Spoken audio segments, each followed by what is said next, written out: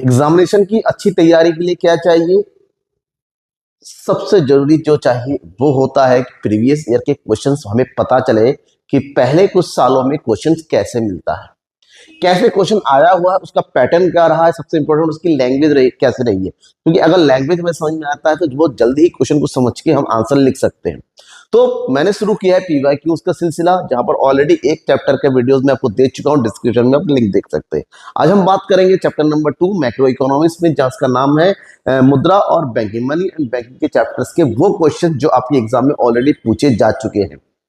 ठीक है, तो कौन कौन से क्वेश्चन है, बेसिकली मैं मोस्ट इंपोर्टेंट क्वेश्चन बता रहा हूं, और ये ऐसे क्वेश्चन है जो आपकी Uttarakhand board, Bihar board, UP board, Chhattisgarh board, Madhya Pradesh board, Haryana board के लिए काम आ सकता है। ठीक है, तो यहां पर एक एक क्वेश्चंस की बात करते हैं। सबसे पहला क्वेश्चन जो मैंने रखा है, शुरू से लेकर लास्ट तक सभी टॉपिक को यहाँ पर कवर किया गया जो एग्जाम में आ चुके हैं मोस्ट फ्रीक्वेंटली। सबसे पहले वस्तु विनिमय क्या है, वस्तु विनिमय की प्रमुख कठिनाइयों की व्याख्या कीजिए। What do you mean by barter system और explain the problems of barter. Problem को ड्रॉबैक्स के नाम से भी जाना जाता है, सीबीएसई बोर्ड के लिए भी इंपॉर्टेंट क्वेश्चन बनता है। तो यहां पर सबसे पहले आपको यह बताना है कि जब आप आंसर लिखेंगे, क्योंकि सबसे जरूरी है कि आंसर लिखने का तरीका, जैसे कि मैंने बार बार कहा है, इकोनॉमिक्स एक ऐसा सब्जेक्ट है जहां पर केवल और केवल एक्सप्लेनेशन देके आप मार्क्स नहीं ले सकते। केवल एक्सप्लेनेशन देके यानी कि केवल थ्योरेटिकल आंसर लिखेंगे मार्क्स आ जाएगा, ऐसा कहीं पर भी जरूरी यहां पर बिल्कुल नहीं है। तो जरूरी यह है कि आपको मार्क्स लेने के लिए point to point, step to step लिखना पड़ेगा। उतना ही लिखो जितना जरूरी है, ज्यादा से ज्यादा फ्लो चार्ट, ज्यादा से ज्यादा डायग्राम का यूज करना होगा। तो यहां पर क्योंकि इसमें कोई डायग्राम नहीं बनता है तो लेकिन हेडिंग सब हेडिंग बन सकते हैं। तो सबसे पहले आपको क्या लिखना है, सबसे पहले लिखिए वस्तु विनिमय क्या होता है। हेडिंग डालिए वस्तु विनिमय यानी कि बार्टर सिस्टम। चाहो तो आप इंग्लिश वर्ड का भी यूज करो यहां पर, बार्टर सिस्टम।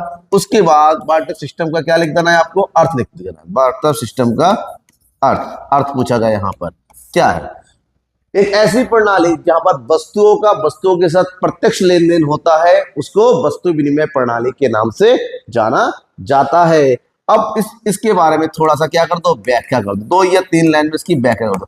आपने अर्थ लिख दिया, इसकी व्याख्या कि प्राचीन समय से जब मुद्रा का अस्तित्व नहीं था, तभी से वस्तु को लोग अपनी आवश्यकता की पूर्ति के लिए एक दूसरे के साथ अपनी वस्तु और आवश्यकता की अदला बदली करते थे, चाहे वस्तुओं का वस्तुओं के साथ हो, चाहे सेवाओं का सेवाओं के साथ। ऐसी प्रणाली को हम वस्तु विनिमय प्रणाली के नाम से जानते हैं। तो आप यहाँ पर छोटा सा डायग्राम बना सकते हैं, इस तरह से फ्लो चार्ट बना सकते हैं कि ए ने बी को क्या दिया, कपड़ा दिया इस तरह से, और बी ने ए के अंत में क्या दिया, चावल दिया।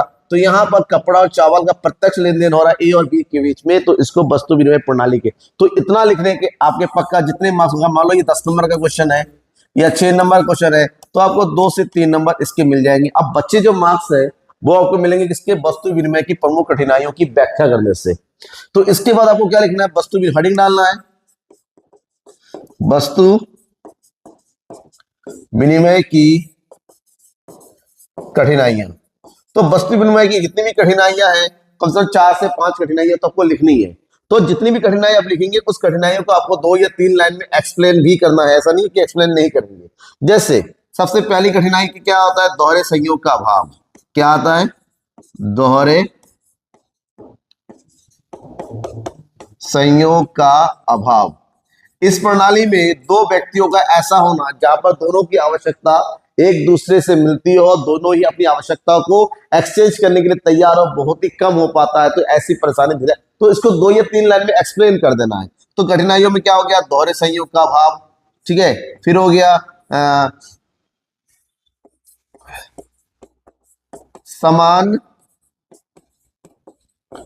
मूल मापक का अभाव। कोई ऐसा भी वस्तु नहीं था, कोई एक ऐसी चीज नहीं थी जिससे सभी वस्तुओं के मूल्य को निर्धारित किया जा सके।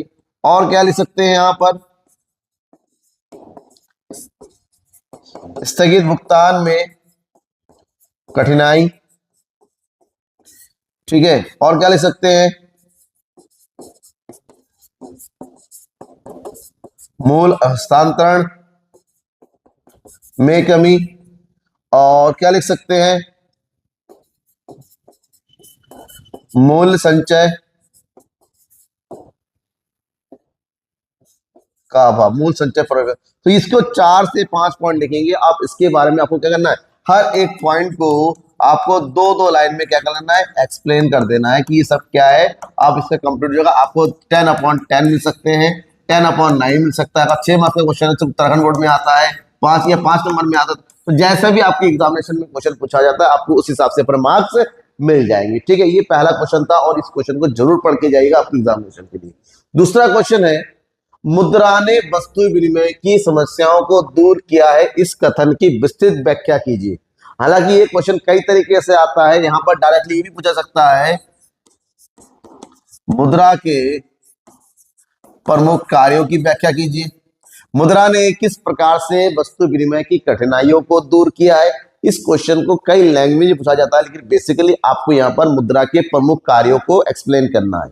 तो क्योंकि क्वेश्चन यहाँ पर है तो आपको उत्तर में लिखना है कि हाँ, वास्तव में मुद्रा ने वस्तु विनिमय की समस्याओं को दूर किया है और इसके लिए मुद्रा के कुछ प्रमुख कार्य है। तो मुद्रा के कुछ प्रमुख कार्यों को एक्सप्लेन करना है। और मुद्रा के प्रमुख कार्य में कौन सा कार्य हो गया, एक एक हेडिंग डालिए। नंबर 1 क्या हो गया, सबसे पहली परेशानी क्या होती है, दोहरे संयोग का अभाव। दोहरे संयोग का अभाव किसने दूर किया है, उसके लिए हुआ वस्तु विनिमय का माध्यम, वस्तु विनिमय का माध्यम। मुद्रा के आने से दोहरे संयोग की आवश्यकता नहीं पड़ती है। अब मुद्रा के द्वारा हम किसी वस्तु को जब चाहे कभी भी चाहे हम एक्सचेंज कर सकते हैं। दूसरा,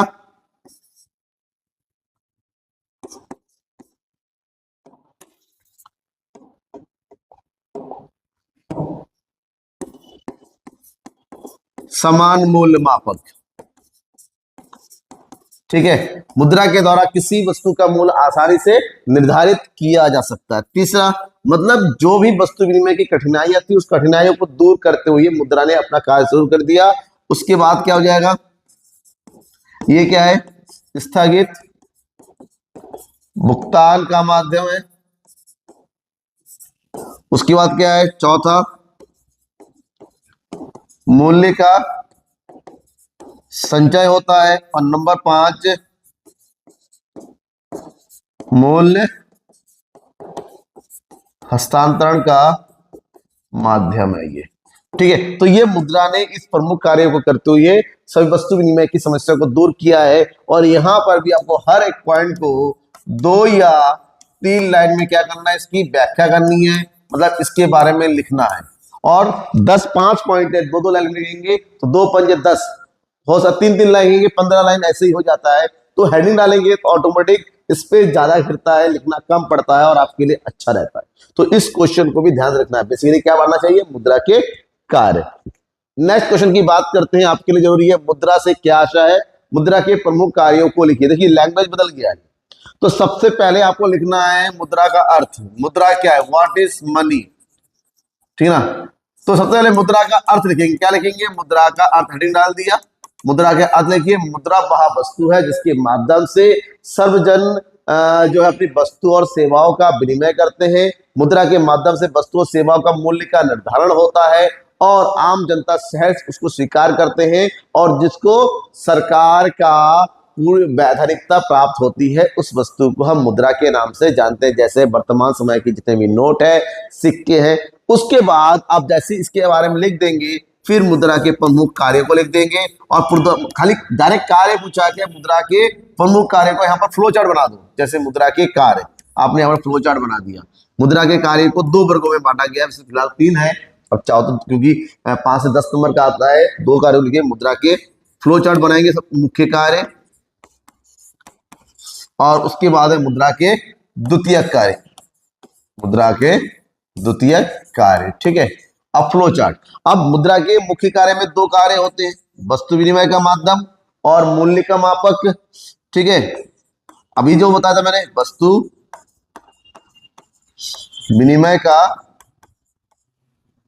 माध्यम और मूल्य मापक का कार्य। और यहां पर कितने कार्य होते हैं, 3, 1 2 3। पहला कार्य क्या होता है, स्थगित भुगतान का कार्य। दूसरा कार्य क्या होता है, मूल्य का संचय करना। और तीसरा कार्य होता है मूल्य का हस्तांतरण करना। अब ये आपने फ्लो चार्ट बना दिया, अब इसके नीचे इसके बारे में एक एक लाइन में एक्सप्लेन करते चलो, बस बात खत्म होगी अपनी पूरी ना से। तो देखिएगा यहाँ पर अर्थ 2 लाइन में आपके 3-4 लाइन, 1 2 3 4 लाइन इसका बन गया, उसके नीचे पांचों को 2-2 लाइन में एक्सप्लेन कर देंगे, ऑटोमेटिक लॉन्ग हो जाए एक्सप्लेनेशन। आपको लिखना ज्यादा नहीं पड़ता इसमें, मैं बार बार करता हूँ कि आपको एक तरह से लिखना ज्यादा नहीं है। नेक्स्ट क्वेश्चन है, व्यापारिक बैंकों द्वारा साख का निर्माण कैसे किया जाता है, उदाहरण सहित स्पष्ट कीजिए। ये क्वेश्चन भी बहुत जरूरी है, अगर कोई सीबीएसई बोर्ड का बच्चा देख रहा है तो आपके लिए, कि व्यापारिक बैंकों के द्वारा साख का निर्माण कैसे किया जाता है, उदाहरण सहित स्पष्ट कीजिए। और कभी कभी तो आपको डायरेक्ट पॉइंट दे रखा होता है, यदि प्रारंभिक जमा 1000 है और आरक्षित अनुपात 20% है तो अंतिम साख जमा की गणना कीजिए और साख निर्माण की प्रक्रिया की व्याख्या कीजिए। तो सबसे पहले तो आपको बताना है यहां पर साख निर्माण होता क्या है।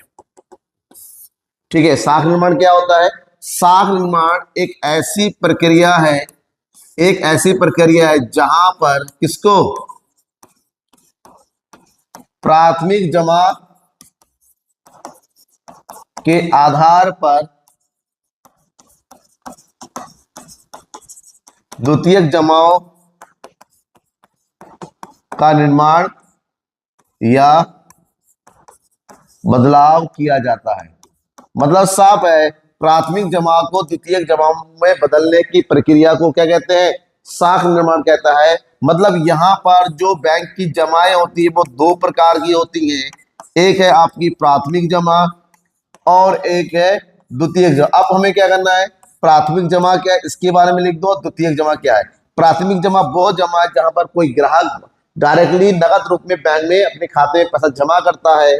द्वितीयक जमा क्या है, जब बैंक के द्वारा अपने उधारकर्ता के खाते में पैसे को हस्तांतरण किया जाता है, उसको द्वितीयक जमा के नाम से जानते हैं।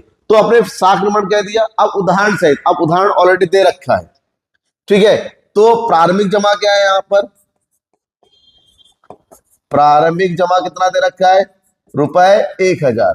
ठीक है, आरक्षित अनुपात क्या है, जिसको आरआर बोलते हैं, रिजर्व रेशियो, कितना दे रखा है, 20%। तो यहां पर हमसे पूछा कि अंतिम साख जमा पता करने के लिए फॉर्मूला होता है, ठीक है, अंतिम साख जमा,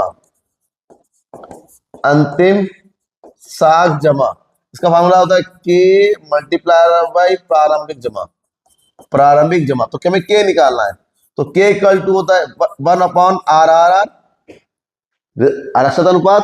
तो यहां दे रखा है 1/20%, यानी कि 100/20 मतलब 5।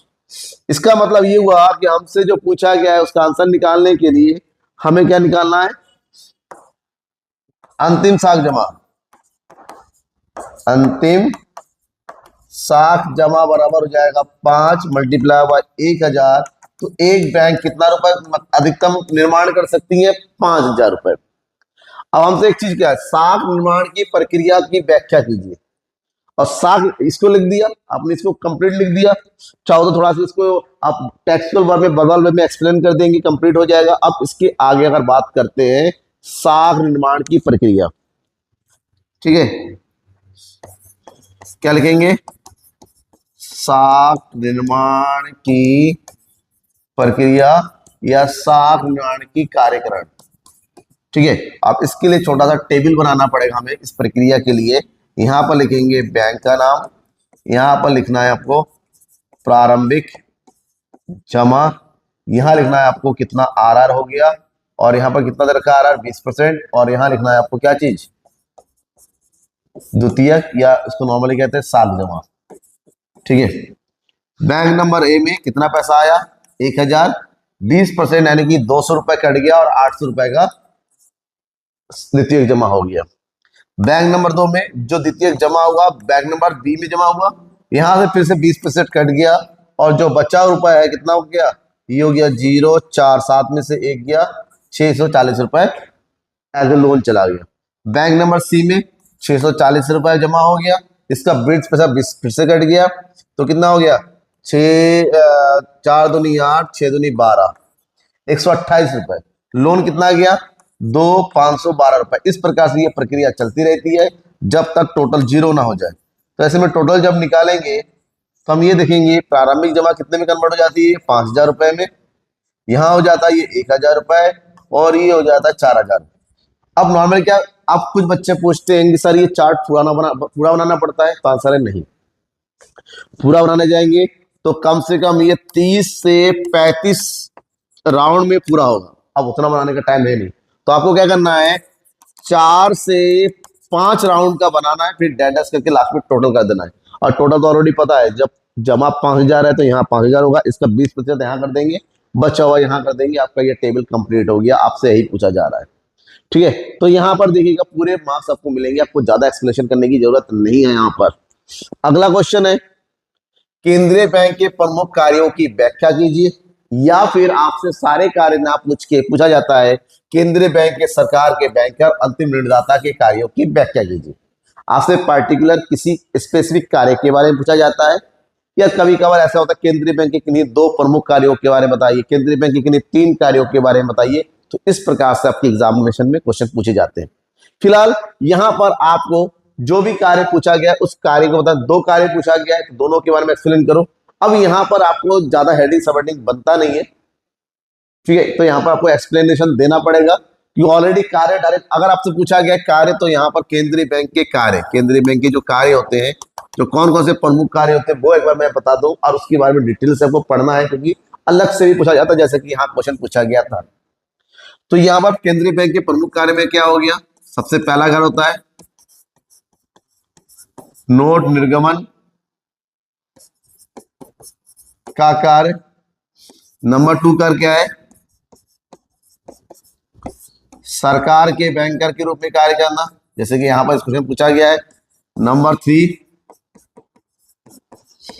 बैंकों के बैंक के रूप में काम करना, सभी बैंकों के लिए काम किया जाता है। नंबर 4 अंतिम ऋणदाता का कार्य, जब बैंकों को कहीं से भी ऋण की प्राप्ति नहीं होती है तो केंद्रीय बैंक को ही अंतिम से ऋण देना पड़ता है। नेक्स्ट हो गया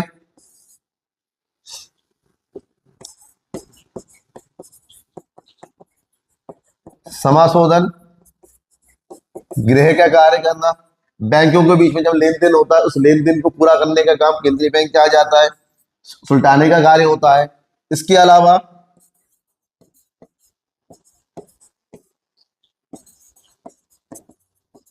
विदेशी विनिमय कोषों का संरक्षण, देश में जो भी विदेशी विनिमय होता है उसको संरक्षित करना, उसको देखना, उसका हिसाब किताब रखने का पूरा कार्य केंद्रीय बैंक का होता है। इसके अलावा और क्या कार्य है, साख का नियंत्रण करना। इसके अलावा बहुत सारे और भी कार्य आप लिख सकते हैं, लेकिन बेसिकली ये 7 कार्य याद रखिएगा जिसमें से आपकी एग्जामिनेशन में क्वेश्चन पूछे जा सकते हैं। अब अगर अलग से पूछा जाता है तो अलग से पूछा जाता है, सबके बारे में एक्सप्लेन कर दीजिए। जैसे पहला कार्य नोट निर्गमन, किसी भी देश की केंद्रीय बैंक के पास उस देश में नोटों को जारी करने का एकाधिकार प्राप्त होता है, और ये एकाधिकार इसलिए प्राप्त होता है ताकि उस देश में नोटों की एकरूपता बनी रहे तथा जनता का विश्वास अपने देश की नोटों यानी कि करेंसी के ऊपर बना रहे। ठीक है, अब इसको थोड़ा सा और डिटेल में लेके जाइए। उसके बाद सरकार के बैंक है, एक देश के केंद्रीय बैंक अपने देश की सरकार, चाहे वो केंद्र सरकार हो चाहे राज्य सरकार हो, उनके बैंकर के रूप में कार्य करती है। और ये कार्य 2 प्रकार से होते हैं, एक तो सरकार के बैंक के रूप में कार्य, दूसरा सरकार के सलाहकार के रूप में कार्य। ठीक है, आपको इस पॉइंट टू पॉइंट उसको एक्सप्लेन करना है, जितने भी कार्य आपसे पूछा जाता है। समझ में आ गया ना? उदाहरण दे सकते हैं कि इस प्रकार से कार्य होता है, और जितना आपकी जिज्ञासा होती है, कोई भी क्वेश्चन कंफ्यूजन होता है, मैं बता रहा हूं सर ये क्वेश्चन का आंसर मुझे आता नहीं, मुझे बताइए, मैं हर एक क्वेश्चन का आंसर आपको प्रोवाइड कर सकता हूं। नेक्स्ट है केंद्रीय बैंक के द्वारा साख नियंत्रण की विधियों की व्याख्या कीजिए।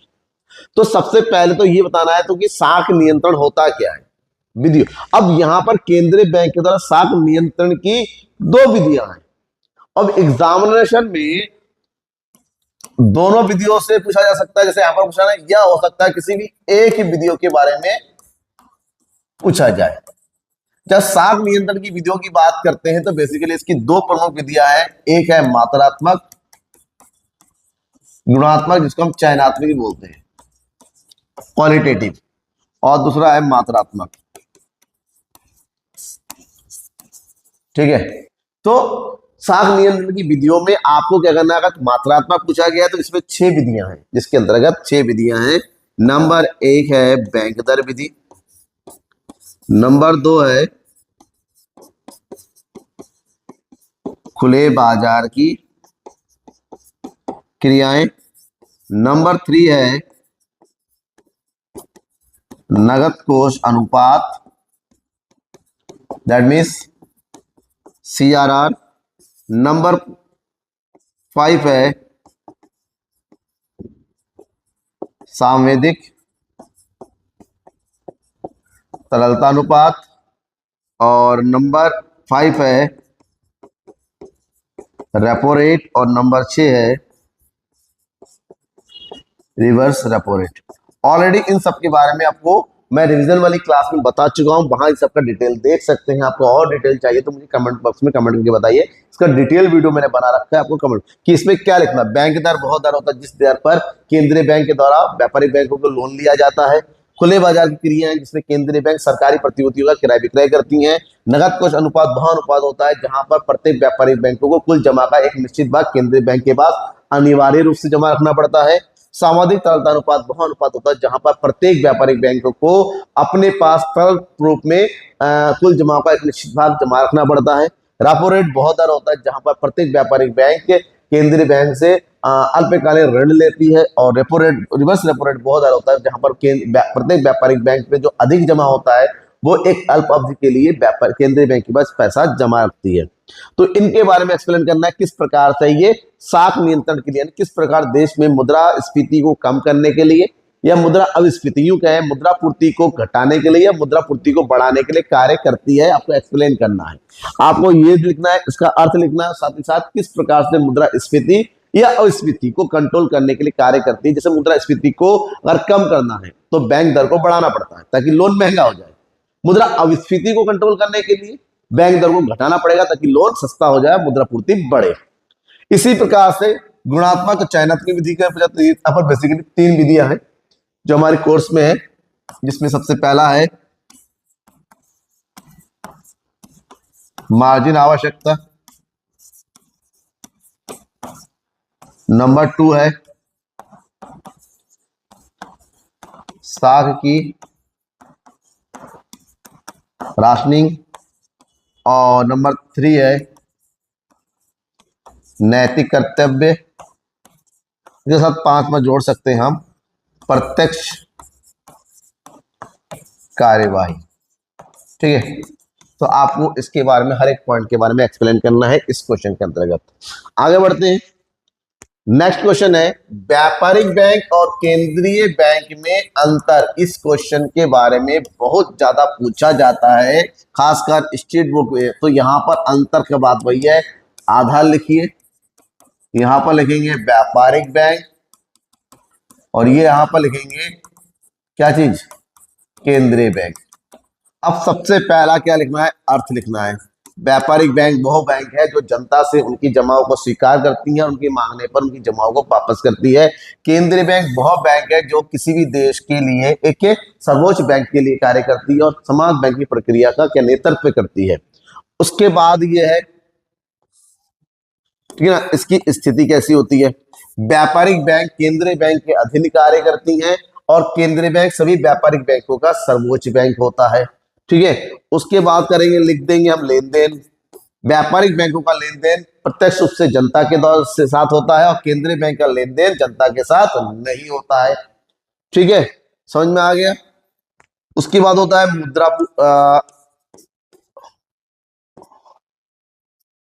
मुद्रा जारी करता।